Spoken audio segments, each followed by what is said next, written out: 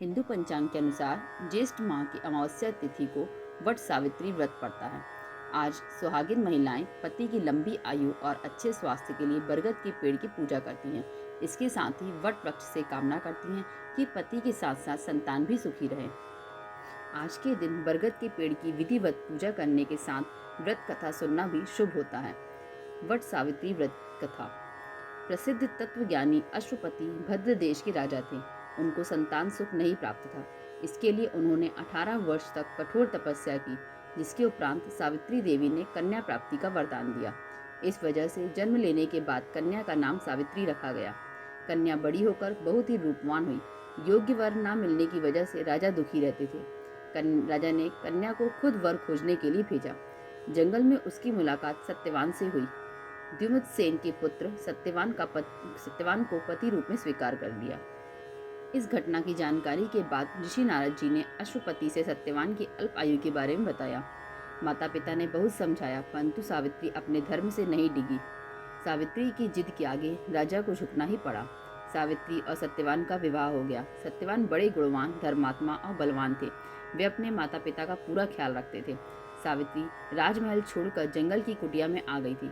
उन्होंने वस्त्र आभूषणों का त्याग कर अपने अंधे सास ससुर की सेवा करती रहती थी। सत्यवान की मृत्यु के दिन निकट आ गए थे। नारद ने पहले ही सावित्री को सत्यवान की मृत्यु के दिन के बारे में बता दिया था। समय नजदीक आने से सावित्री अधीर होने लगी। उन्होंने 3 दिन पहले से ही उपवास शुरू कर दिया। नारद मुनि के कहने पर पितरों का पूजन किया। प्रत्येक दिन की तरह सत्यवान भोजन बनाने के लिए जंगल में लकड़ियां काटने जाने लगे, तो सावित्री भी उनके साथ गई। वह सत्यवान के महाप्रयाण का दिन था। सत्यवान लकड़ी काटने पेड़ पर चढ़े, लेकिन सिर चकराने की वजह से नीचे उतर आए। सावित्री पति का सिर अपनी गोद में रखकर उन्हें सहलाने लगी। तभी यमराज आते दिखे तो जो सत्यवान के प्राण लेकर जाने लगे। सावित्री भी यमराज के पीछे पीछे जाने लगी।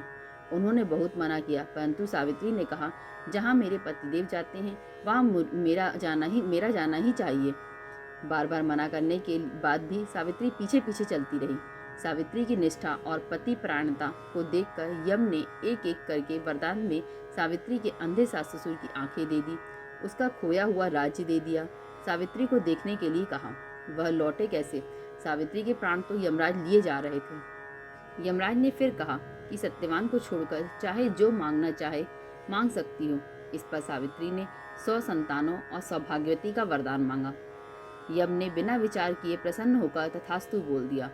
वचनबद्ध यमराज आगे बढ़ने लगे। सावित्री ने कहा कि प्रभु, मैं एक पतिव्रता पत्नी हूँ और आपने मुझे पुत्रवती होने का आशीर्वाद दिया है। यह सुनकर यमराज को सत्यवान के प्राण छोड़ने पड़े। सावित्री उसी वट वृक्ष के पास आ गई जहाँ उसके पति का मृत शरीर पड़ा था। सत्यवान जीवित हो गए। माता पिता को दिव्य ज्योति प्राप्त हो गई और उनका राज्य भी वापस मिल गया। इस प्रकार सावित्री सत्यवान चिरकाल तक राज्य सुख भोगते रहे। अतः पतिव्रता सावित्री की तरह ही अपने सास ससुर का उचित पूजन करने के साथ ही अन्य विधियों को आपको प्रारंभ करें।